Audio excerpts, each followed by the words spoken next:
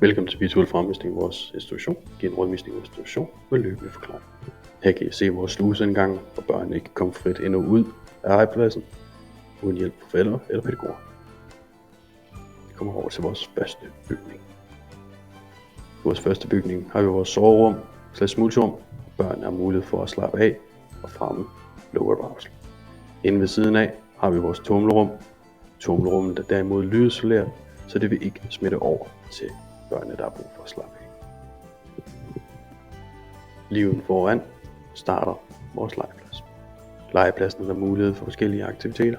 Man kan lege søkoptegn, gynge, sidde på tæpperne sammen med pædagogen, eller man kan udnytte bålstedet som hører med pædagogen. Vores græs er tilsmittet med vilde blomster, så børnene har mulighed med at lege med blomster og fremme biodiversiteten. Legepladsen er også delt op i to for at fremme low arousal og mindre muligheden for affektsmitte.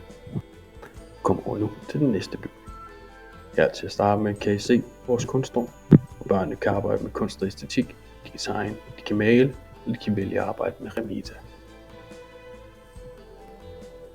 Inde ved siden af har vi vores fortællerum. Børnene kan arbejde med historiefortælling. Børnene kan arbejde med deres egne historie eller pædagogisk historie. Inde ved siden af har vi vores musik / multirum. Børnene kan få lov til at danse og synge sammen med pædagoger. Her har vi institutionens første badeværelse. Lige ude foran der har vi vores udendørs spisested. Børnene kan sidde og slappe af og spise deres mad. Lige ved siden af der har vi vores klatretræ. Klatretræet kan børnene udfordre sig selv på sikker vis med det faldsikre gulv. Siden af der har de så også et andet stykke legetøj, hvor de kan få lov til at løbe rundt i tuberne og udfordre sig selv. Over ved siden af den anden bygning har vi så soveplads for de mindre børn, siddeplads til pædagogerne og dueslag med bøger til historiefortælling. Inden bagved der har børnene så deres blomsterhave. I blomsterhaven er der mulighed for sensorstimulering med duftene og farverne af blomsterne. Vi kommer nu over til vores tredje bygning. I den tredje bygning er det mere administrativt. Det er der børnene har deres køkken, pædagogerne har deres kontor. Det er også her børnene først vil blive sat af om morgenen med deres omklædning og deres spiserum.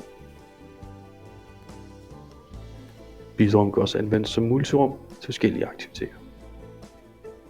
Vi er rigtig glade for, at I så med. Vi vil gerne lige sige, at alle vores lokaler har glasvinduer imellem sig, så selvom der er mulighed for at lukke støjen af, er der stadig mulighed for, at pædagogerne kan holde øje med, hvad der foregår i forskellige rum. Der er også sluseindgangen ind til alle toiletterne, så børnene frit kan komme ind på toilet uden hjælp fra pædagogerne.